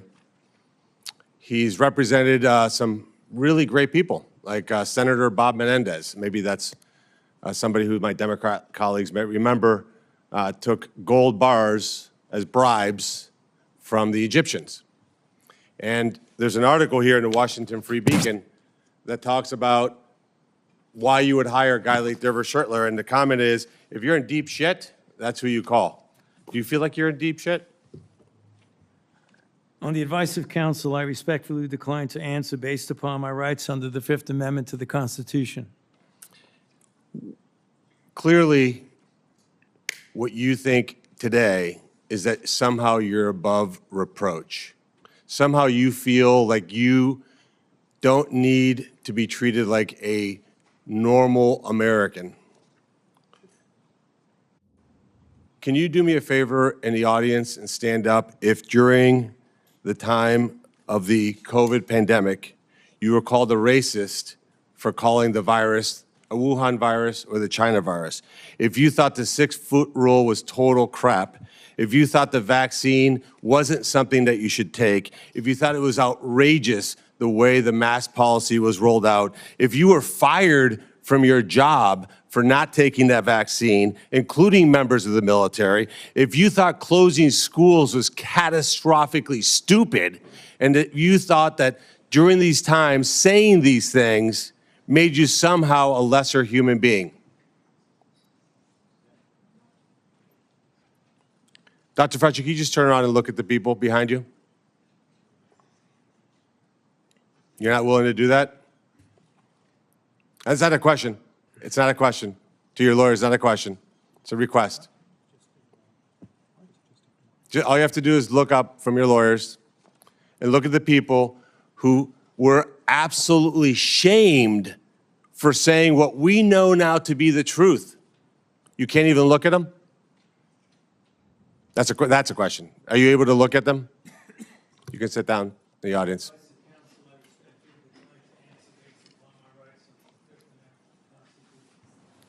There was a mom in Ohio during the depth of the coronavirus pandemic, decided to go to her high school football game for her son. They hadn't been out much.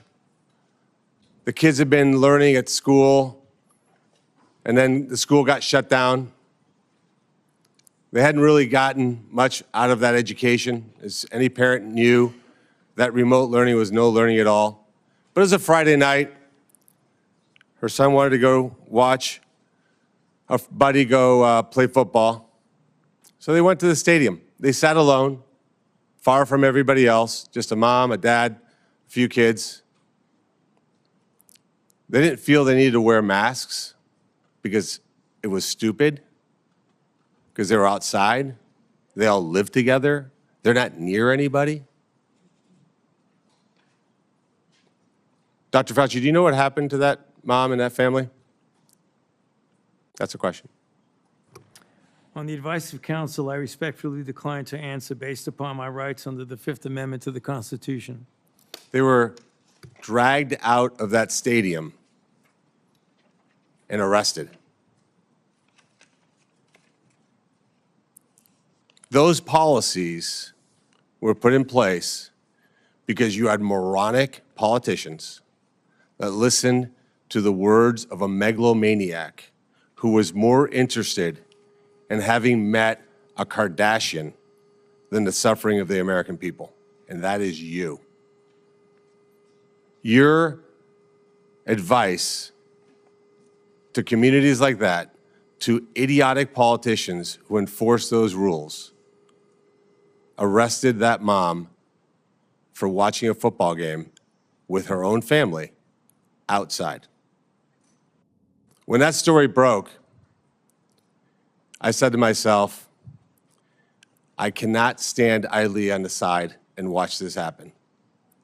It was about 6 years ago today that I decided I'm going to give up my businesses, sell them all, run for office, run for the United States Senate. Here I am sitting in front of you 6 years later saying, who the fuck do you think you were for doing that? It is a total disgrace what you did to this country. And if my Democrat colleagues are standing there defending you, I hope the voters of the United States of America watch the clips of every one of you doting on a guy who was more interested in being a celebrity than saving American people. I will make it my mission to make certain that every single one of those Democrats who did that will see that clip over and over and over again. Because there is no defense of what you did. You may have had a 50-plus year legacy of public service, but it ends in total and complete disgrace. So let me ask you an opportunity to answer one question. Will you apologize, just apologize, to the people who you harmed through your actions? Will you say, do you have the dignity to just say you're sorry? On the advice of counsel, I respectfully decline to answer based upon my rights under the Fifth Amendment to the Constitution. So you won't apologize to the military members who Joe Biden summarily dismissed from the military for not taking the vaccine? On the advice of counsel, I respectfully decline to answer based upon my rights under the Fifth Amendment to the Constitution. Will you apologize to the business owners that lost their business, shattered their lives, and they'll never recover? On the advice of counsel, I respectfully decline to answer based upon my rights under the Fifth Amendment to the Constitution. Will you apologize to the moms who had to force their infant children, 2, 3, 4-year-olds, to put masks on, and what that did and how that traumatized those kids?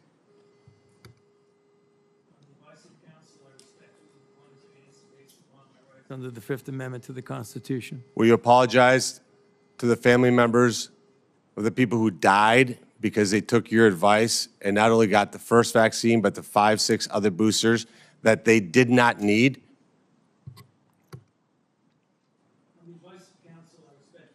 To answer based upon my rights under the Fifth Amendment to the Constitution. Will you apologize to that mom from Ohio for being arrested for watching a football game with her family?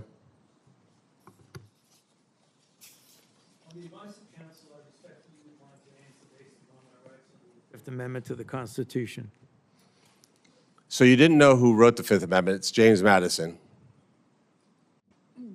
Lived in this town. I can only wonder what he would think of somebody like you invoking his writings to shield culpability for the actions that you took. It's no secret why you have to hire the biggest dirtbag attorney on the planet because of what you did. I hope you're paying him well. And I hope that one way or the other, somewhere, sometime, you answer for your crimes. Senator Ernst. Thank you, Mr. Chairman, for holding this important hearing today. Dr. Fauci, Americans haven't forgotten the tragic stories of people who lost loved ones during COVID and those that were denied a chance to say goodbye to their family members that were in hospitals or residing in nursing homes because of the COVID-19 protocols. Americans haven't forgotten the mandates, the adverse reactions to vaccines, the government misinformation, social media censorship, hotlines to tattle on their neighbors, the forced school closures, the tragic rise in suicides, or those businesses that were forced to close during lockdowns. Americans haven't forgotten the hundreds of billions of dollars spent by taxpayers for COVID relief, stolen by fraudsters who bought Rolls Royces and yachts. These were taxpayer dollars. Americans have lost trust in science and government after the COVID response, trust which will be incredibly difficult for us to gain back. Dr. Fauci, you said that the science was evolving and that your recommendations evolved with it. But Americans remember you as the public face of the coronavirus response. As one of the nation's most trusted voices, you urged policies you said were absolutely necessary, even when those policies came at an enormous human and economic cost. And Americans deserve answers about reports that you may have worked with others to pressure the president into adopting the slow the spread strategy, and why you later sought an unconditional pardon for crimes you may have committed dating back to 2014. Dr. Fauci, in 2022, you had a taxpayer-funded salary of $480,000 a year. You were, in fact, the highest paid federal employee in the entire federal government, even making more than the NIH director and the President of the United States. According to now public documents, that was due in large part to your work on biodefense. Unreported is how NIAID spent over $1 billion from 2009 to 2026 in biodefense and influenza federal contracts and subcontracts. My office uncovered records on usaspending.gov that show from 2015 to 2020, NIAID paid out $515,418 in subcontracts to Harbin Veterinary Institute in Harbin, China, including $100,000 a few days after it opened a BSL-4 biolab in 2018. That very same institute was criticized for doing gain-of-function bird flu research in 2013. And yet you were funding them for years after that, sending U.S. taxpayer dollars to China. These contracts, which we also trace to NIAID, show U.S. taxpayers funded gain-of-function researchers in the Netherlands and in Wisconsin, funding the same folks whose controversial work led President Obama to pause this exact type of dangerous pandemic research. Dr. Fauci, did you know that the NIH's billion-dollar Sears contract programs were funding gain-of-function researchers in China, the U.S., and in the Netherlands? On the advice of counsel, I respectfully decline to answer based upon my rights under the Fifth Amendment to the Constitution. Dr. Fauci, Dr. Deborah Birx wrote in her book that you and President Obama's former CDC director were at a Saturday, March 14th, 2020 meeting at her home 2 days before the president announced his 15 days to slow the spread effort. Your now released diary said the meeting was a week before that. Dr. Birx said you all were trying to trap the president into having no other options.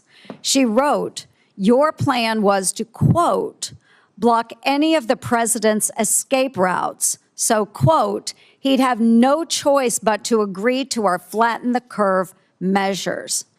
Yes or no, Dr. Fauci, did you try to block or trap President Trump into the slow the spread, flatten the curve measures in March 2020?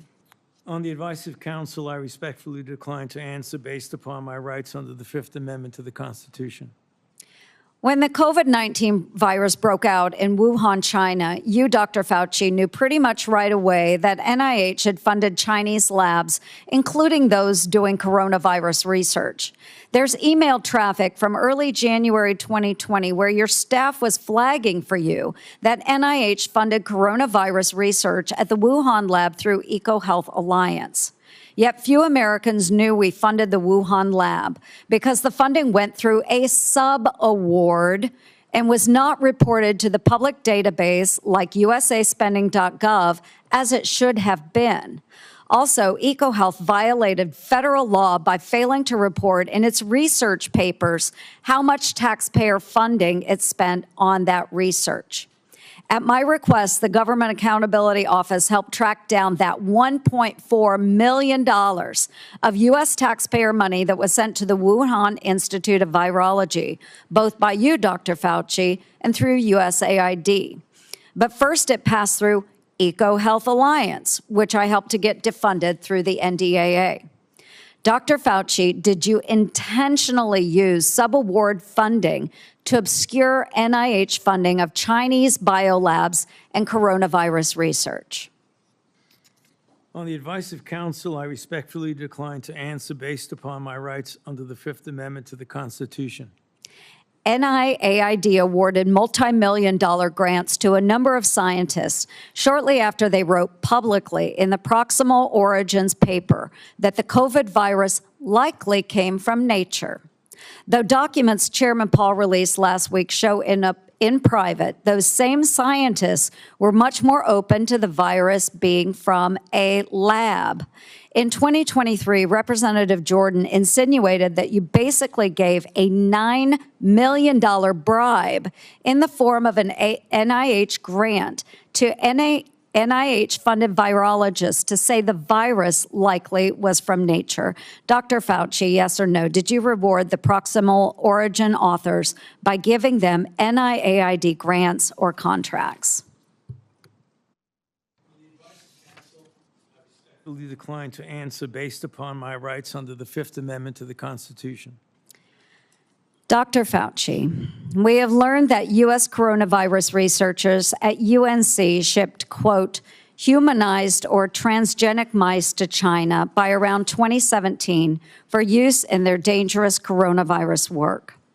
Under your NIAID coronavirus, researchers also used aborted baby body parts in mice research, and taxpayers paid for them to do that. NIH-funded coronavirus researcher Dr. Ralph Barrick and his colleagues at UNC put parts of livers, thymuses, and chunks of human fetal lung that they got from aborted, almost 5-month-old human babies. They put those parts in their research mice.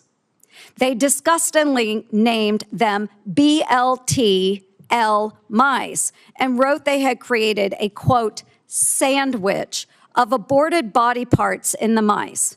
Get it, folks? BLT. A BLT sandwich. Your RML lab employees in Montana also ordered and used aborted baby body parts in their taxpayer-funded research. And emails show how they plan to use those mice for post-COVID work. NIH funded putting aborted babies' fingers and scalps off the heads of aborted babies and putting them into the backs of research mice. The scalps later grew fine baby hair in the mice. They even included those disgusting photos in their research paper that you funded. Not all of those were research on coronaviruses, but some were.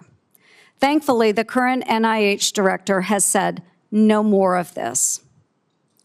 Dr. Fauci, yes or no, do you think that human aborted parts should be put into mice for coronavirus research? The advice of counsel, I respectfully decline to answer based upon my rights under the Fifth Amendment to the Constitution. Mr. Chairman, would you direct the witness to answer the questions that we have been asking? He probably would if he was here, but I can direct it. But I think we understand his answer. We do understand that. Americans are asking for accountability, Dr. Fauci, and your silence is very telling. Thank you, Mr. Chair. Senator Moody. Thank you, Mr. Chairman. You know, I'm the most junior member of the Senate here, showing from where I sit. I just got here last year. Many of you may remember I was the Attorney General in Florida who fought back against the lockdowns, the school closures, the church closures, everything to embrace sanity and science. We fought back. We got ridiculed for it. And we didn't just call people names. We actually impaneled a grand jury. People of all walks of life, all political persuasions. So that's how I came here. Fighting for a free state amongst states that had locked their own people down. We are now called the Free State of Florida. And I believe our responsibility here is to make sure that government remembers the people are our bosses, that we report to them, that we're accountable to them. Government shouldn't operate for itself. Government operates on behalf of and for the American people. And anytime we get close to reporting back to our bosses about what government has done or how it's been abused, or how individuals that are employed by the government had acted in their own self-interest or against the interests of the American people, every time we get close, if we start uncovering outrageous fraud, we'll have a hearing. And the tactics have been to not show up. So you'll have all of us over here trying to drill down on why we've been giving money that actually works against American citizens, and no one shows up. Today nobody's here at the moment. Today there seems to be a different tactic. Today we have Democrats showing up and trying to spin why we shouldn't even be having this hearing to report back to our bosses. One said, today's hearing does damage. It will deter others from public service. Another said, this hearing is designed to entrap you. Another said, one fell all over himself, flattering you, thanking you for your service multiple times, quoting man in the arena. Another said that we are demeaning first responders. And today is a sad play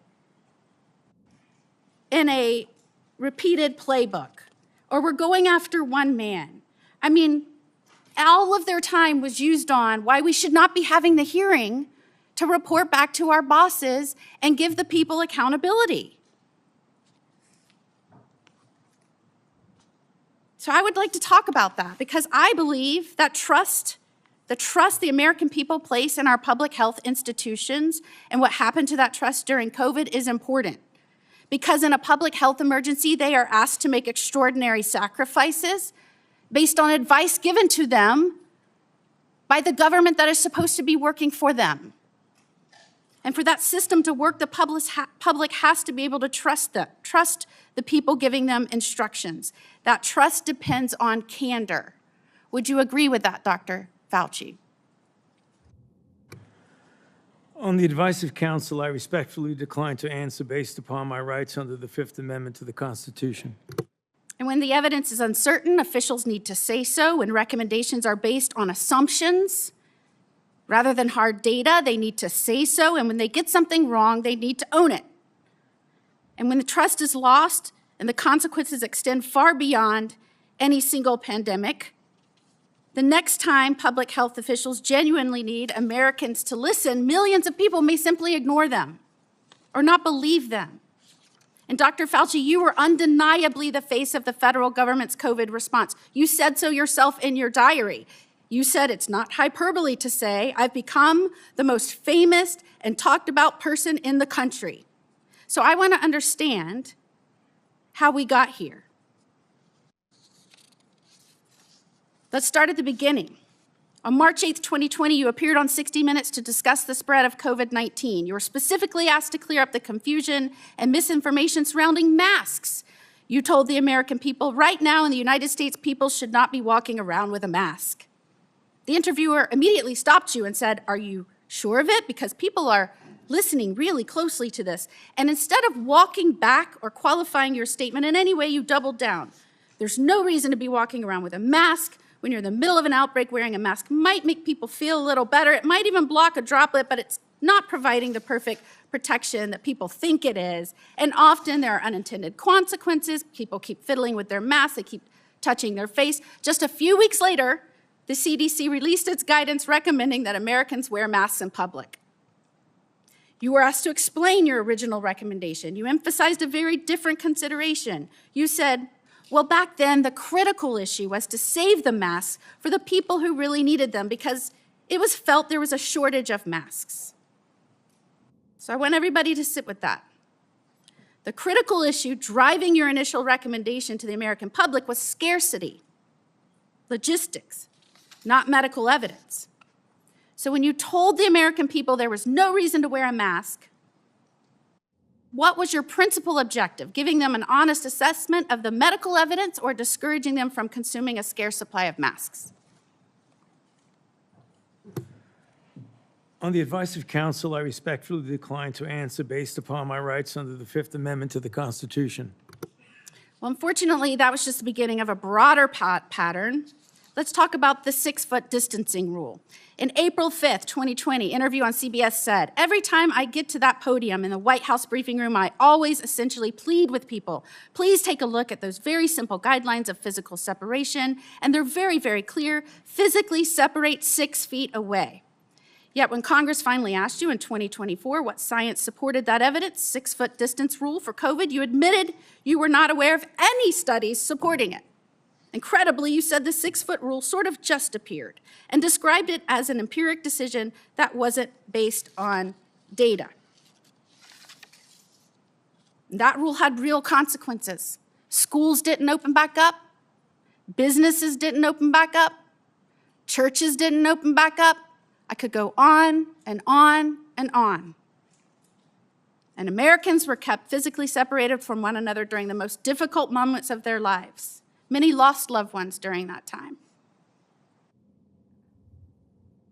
So, Dr. Fauci, did you have any evidence to support a 6-foot separation rule when you gave that advice to Americans?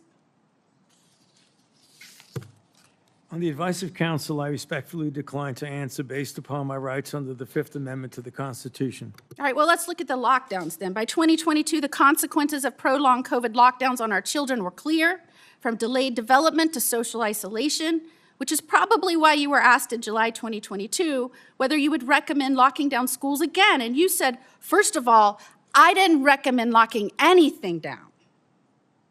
But now we have your diary. And it tells a very different story from the one you told the public. And I will quote, I spoke with Bill de Blasio, the mayor of NYC, and convinced him based on what I was saying publicly in my conversation tonight to close the NYC schools. He had already decided based on what I was saying on TV. I went on to tell him he should close the bars and restaurants in NYC, and he said he would do this based on my recommendation. You even said that you told the president we should shut the whole country down. So, Dr. Fauci, how do you square telling the American people publicly that you didn't recommend locking anything down with your own diary entry kept on federal government equipment saying that your recommendation is what convinced the mayor and the president to lock things down?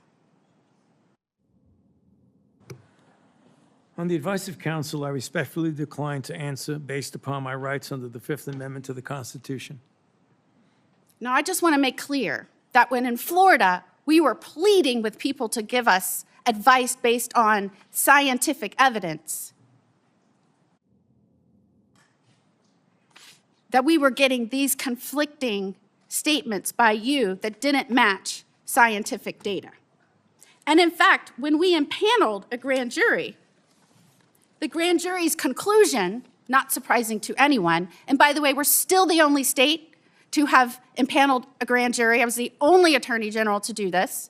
We did this in 2023. That conclusion was the lockdown, mask, and social distancing advice ministered by federal agencies and implemented by certain local, state, and federal agencies was not based on the best available scientific data. In fact, many recommendations and their accompanying mandates departed significantly from available research. Again, people from all walks of life, all political persuasions, that is what they found. And yet, during that time, while you were giving those statements, knowing there was no scientific basis for it, and we know now you knew it because we have your diary entries, you called the governor that I worked with to fight to keep Washington and D.C. out of our state so that we could indeed respect the rights of our citizens. You called our governor, Governor DeSantis, and I'm going to quote this so I get it right out of your journals, a total jerk, that he is a complete disgrace, that he is blocking local authorities from mandating masks in various locations, including schools. And you were very concerned and upset that we were actively, and I'm going to quote, criticizing you, and we talked virtually every day about being wrong on everything.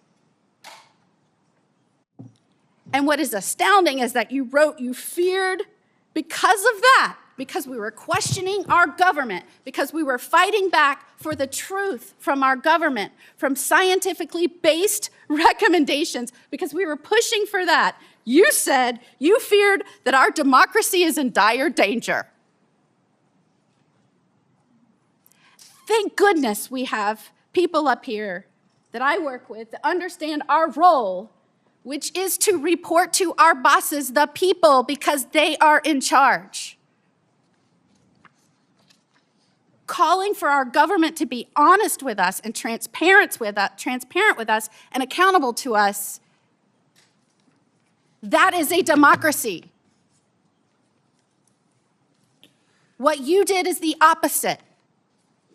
And I cannot believe I have to explain this to someone who represented our government and some of the most important issues for so long. And before I conclude, if I can just put up our pardon. This is the pardon you have heard so much about. And Dr. Fauci, the only other person that got a pardon like this, I believe, had a last name of Biden. This pardon goes back to, and if you'll see, January the 1st of 2014. Did you talk to President Biden and ask for this pardon? On the advice of counsel, I respectfully decline to answer based upon my rights under the Fifth Amendment to the Constitution. Who did you talk to in the White House about this pardon?